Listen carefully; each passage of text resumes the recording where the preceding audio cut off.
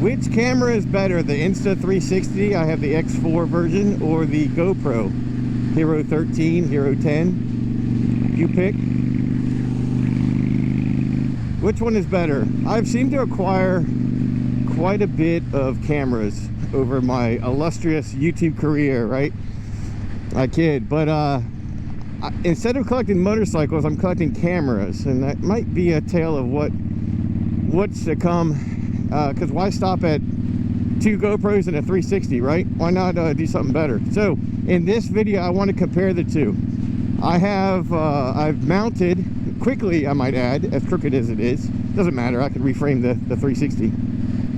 But I've quickly mounted both cameras on board the 2011 Honda Shadow Phantom. I have the GoPro Hero 13 on my helmet. I have the GoPro Hero 10 on the handlebars facing me. And I have the Insta360, the X4, the last generation, not the newest generation. They have the X5 now. I have it on the handlebars crooked. Like I said, I can reframe. It's facing, obviously, forward and backwards, and up and down and left and right and all that good stuff. So, which one, for me, this is for me, which one do I care for? If you know me, if you've been a part of this channel, been a part of my journey, you know that I have a love-hate, mostly hate relationship with the 360. And my gripes with it, well, let's say the good first. The good is the versatility. The Insta360, if you had one camera and one camera alone, nowadays you can Bluetooth your audio, get like a DJI Mic Mini, 1, 2, 3, whatever, and hook it up. I don't know exactly how well those mesh together, but the Bluetooth capabilities nonetheless. I'm able to hook in here. I used my newer mics, I guess that's how you say it, I don't know, newer, N-E-E, 2 E's, W-E-R.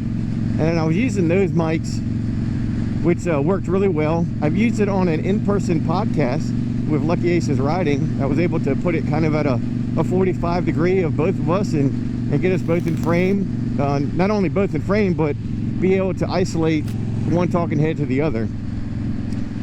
So the versatility is top notch. Can't be beat. Stand by. I got a little itch. It's like when you're getting a haircut and you got a little itch. Did I close this? Got to close it twice. There we go. Close it twice, otherwise it lets quite a bit of wind noise in. But I'm going to take both these cameras, or all three of these, I guess, for a ride down some farmland, the countryside of where I live. I love it. So everything's like within 15 minutes of my house. Not even out much. I mean, shoot, it was 7 minutes, like 6 minutes away from my house now. I can see that the clock reset because, yeah, I had to push start the motorcycle. I'm getting oddly good at it. So I was able to do the in-person podcast, which was awesome. You know, one camera, now I have to worry about syncing audio up, really. It tied right to the newer mics. So that was fantastic. Yeah, this is right. I thought I was one too soon. Let's just go ahead and chance this turn. Success. We survived to tell another day, or tell another tale another day. But the 360, well, I'm gonna get in the bad. It's good. So I've had it where I've set it up on its tripod. I wish it had a wider base because it's fallen over before in the grass. Luckily, I do have. It comes with lens guards. But I bought the premium lens guards and I took them off. I don't even have them right now because I feel like they cloud up a little bit, and not the clean cloud up. I mean, the sun glare gets them, and obviously, like if you do get a little bit of a smudge on them on the inside, outside, the lens itself, you got three surfaces essentially you got to take care of, and that can be, you know, I don't know, when you start having to clean everything and set everything like this. Setting this up was such a slowdown on me wanting to jump on the bike. I did some filming from our other channel based on a previous thumbnail that I have on here on this channel, and I got to put that together. But I made some B-roll for that. Hence all the cameras that I love. You know, that's kind of obviously the other channel. But that slowed me down, and then mounting all these slowed me down. So I like the fact that I could kind of set the camera on here, the bracket, and then leave it, set it and forget it, and then just, you know, pop the GoPro on and I'm good to go. The 360, being able to face me and forward gives you the opportunity that if, like I said, if you had one camera in one camera only, you can capture everything. You never miss a shot. There's been times before I had the 360 where if I want to see like down there towards the field, I had to turn my head. And I actually keep my eyes forward a lot of times while I'm turning, just for the camera. And I miss it. I get to see it on the camera. I might take a quick glimpse of what I'm looking at, but for the most part, I want, you know, if you're a rider, you want to keep your eyes forward, obviously.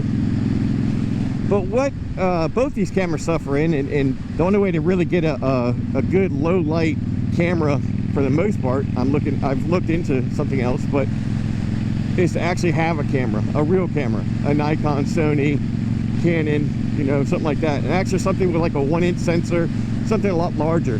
This Insta360 is suffering right now. It's 4:30, 4:45 probably right now in the afternoon. It's February the 11th. Those of you keeping score, I've got a live tonight, my second live for the channel. So running out here, and the sun's clearly out, but it's getting towards sunset, and this 360 is getting tore up.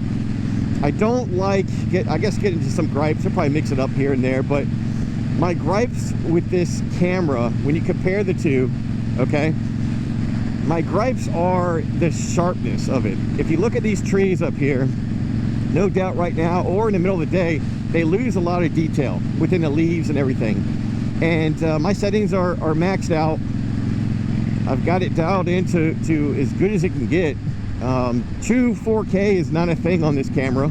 I've talked about that before, but when it says 8K, 30 frames a second, or it doesn't even have 60 frames a second on 8K. Well, 8K is really 4K, and even then it's more like half that. Because truth be told, I've talked about it before, that one lens here facing me is showing all 180 degrees, right? So that sensor is getting destroyed as far as that. It's not able to take in, not able to get enough light, and then if you try to bump it up in post or anything like that, it's already falling apart as is. So you lose a lot of the quality, a lot of the sharpness, imagery. And when I first got this, I didn't notice it because my eye wasn't, I guess, trained in that direction. But when you start mixing the 360 without even color grading, and I've tried that, and I'm not good at that. There are other people. I don't have my wallet, so I better not get pulled over. Let's stop at stop signs.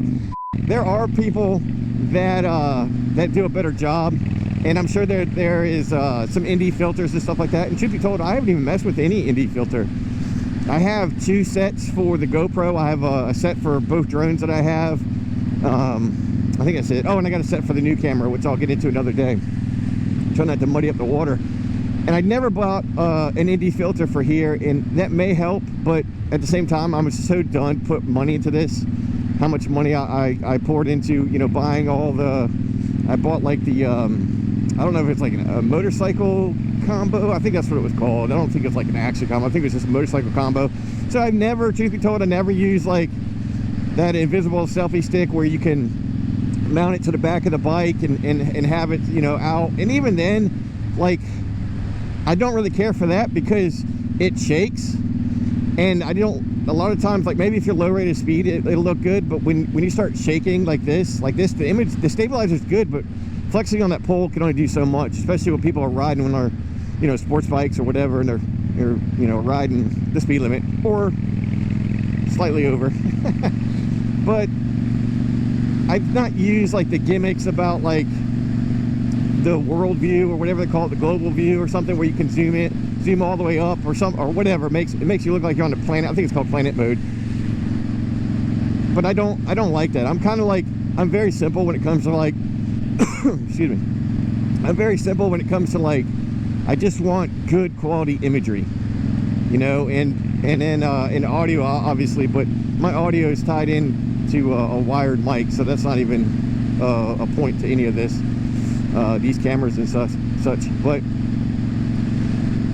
it's actually, I know you can see the snow in the ditches and stuff, see the snow, but it's actually pretty decent. It's like, I think it's probably the high 40s now. It was the low 50s today. I missed that weather. Oh, tinkering in the garage.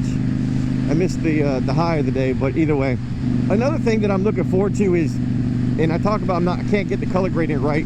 There's no there's no like D-log, M-log, any kind of log footage that you can shoot raw and then add in your detail later, your color grading. So I can't match like it's hard to match the GoPro and the 360, but now I'll be able to match all my cameras, including the drones. I'll be able to match them together. And that's one thing that bothers me. As you can see in this video, when I go back and forth between the 360 and the GoPro, it's very jarring, the difference. And I don't mean just the sharpness, but obviously the color, right? And I've tried, trust me, I've tried. I'm not good at it. We'll leave it at that. Like I said, I know there's other people that can do it, and it seems like they've done it. But you know what? It's funny. I watched a video, another content creator that was sponsored by 360, Insta360, and this person actually like started filming with the 360, and you know, he was doing all the pull and it was shaking and stuff like that. And I was like, you know, whatever. That doesn't really matter. But then I was like, well, hold on a second. I looked at the more detail, and I even went to the actual 360 official Insta360 camera for the X4 for the camera footage. And if you look on the outside, you look at the trees, you look at the leaves, it's kind of just a mesh of it, and it's not even as vivid. So I finally was like, you know what, I gotta kick it, man. I gotta kick it. I gotta get rid of it. So I'm getting rid of the 360. It served its purpose. I learned a lot from it. I didn't really mess with the studio too much because the Insta360, it comes with a studio where you can edit. I didn't really mess with that. I downloaded a plugin for Premiere Pro, so I was able to get any shot I wanted. And in the heat of the moment, I was able to change the angle and stuff, and use keyframes and make it rotate and all that stuff. But like right here would be awesome. That 360, if that 360 could get that, I'll make a turn up here, slight right, so I'll be able to get it with the GoPro. Well, I can get it with this GoPro, but this one might be able to catch it a little bit. Turn a little bit, a little sharp. Can't really do it, but yeah, the 360 can capture it because they obviously can rotate. But you know, like I said, I've talked about it before. I passed a car that was on fire, and I was able to, like, you know, zero in on it on the 360. You know, some scenic points or some you know, traffic accident or something like that, or whatever. You know, you kind of grab the shot. You never miss a shot. And I was thinking about like different creative ways to like put the camera, to mount the camera and stuff. But at the end of the day, I just lost the ability to use it, or the desire to use it, I guess I should say. So nothing wrong. I know a lot of people like it and use it, and like I said, if you're starting out, I think it's a good camera to start out with. I've literally set it, you know, like I said, on a tripod, walked around and was able to talk, and I was always in frame wherever I wanted to do, whatever I wanted to talk. I thought about like camping, moto camping and stuff, and bringing it, set it in the middle and forget it. Just hit record and let it fly. The battery's excellent. It outlasts, you know, GoPro, and I've never had it overheat on me. You know, I haven't used it as much, so someone's gonna get a like new 360 when I sell it. But I'll keep, like, I think like one of the tripods I'll keep some of the, probably some of the mounts maybe, so I could potentially mount something, you know, one of the, like GoPro or something. I don't know, thinking about basically end up retiring this GoPro for the other camera, but it gives me the option to you know, put it somewhere else and mount it somewhere else. And a GoPro that if it breaks, it breaks. It's older, it's a 10, like I said. So the GoPro, I don't know, I'm just a fan. The simplicity, low light, that's pretty decent as far as this setting. Not anything lower than this, not night mode. You know, but it's definitely a lot better than this joker right here. So GoPro wins in my book. 360, not bad, but I've definitely outgrown with the quality of it. We'll go with that. So anyway, that's that. A little update on me. I go back to work. Golly, I got overtime tomorrow. I go back to work Friday. Today's Wednesday. Overtime in the morning for some Mayday stuff, and live tonight. So looking forward to that. Gonna have some more conversations about this video. Actually, I wasn't planning on shooting it originally, but here I am. Well, that's I need to go back there. It's nice looking.